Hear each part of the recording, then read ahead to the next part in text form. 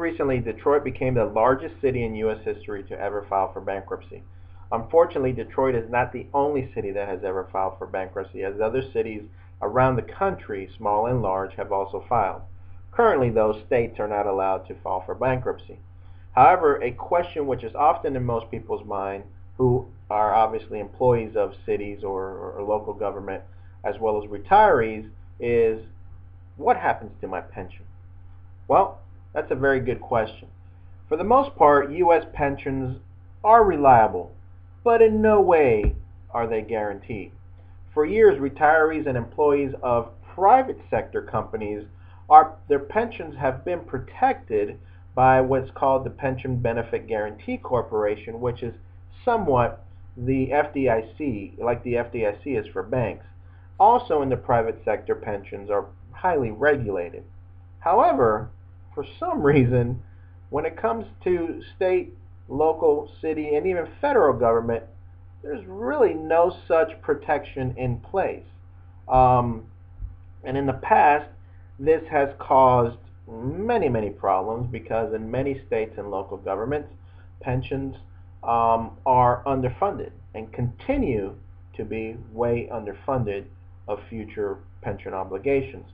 But in any regards, if you're an employee of a local government who declares bankruptcy, or a retiree of a local government that declares bankruptcy, no matter how much benefit you have earned in the past, no matter how many years you worked, I will tell you something.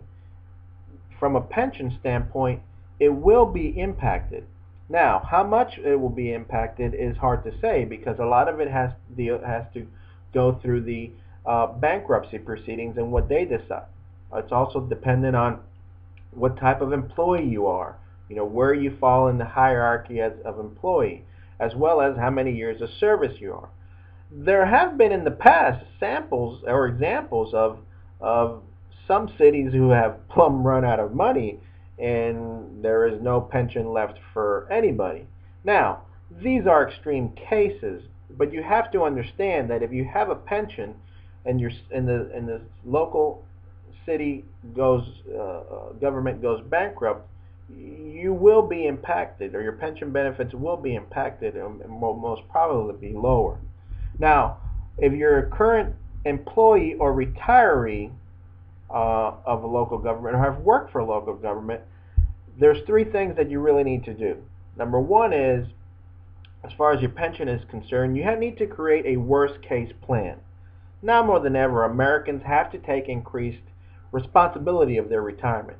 At one point or another, you have been told and you have heard, don't put all your eggs in one basket. Well, guess what? Pension, no matter how large, is one basket. So the same applies to retirement and pensions. You probably will not have much control of how your pension is managed by the city or local government. However, you do have total control of your lifestyle and your budget. Now, if you're still employed, I would very much recommend that you begin to aggressively fund other retirement vehicles outside of course, the pension.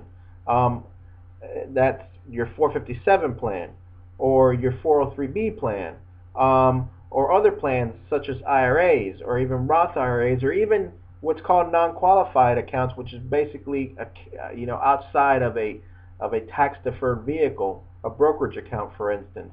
Aggressively start funding those, but make sure that again that you have a properly managed portfolio that is also diversified and rebalanced and properly managed at all times. And number three, and lastly, and if you're close to retirement, consider taking a look at taking a lump sum distribution of your benefits at retirement and move those assets away from the local and state government and have them properly managed by an advisor or yourself. Now, this does require some work. It may have some drawbacks, but it assures you that if the city, state, or local government goes bankrupt, you will still remain retired. Now, the bottom line here is, when it comes to the pension, leave nothing to chance. Create a just-in-case plan and prepare for the worst, but hope for the best. I'll see you next time on Financial QB TV.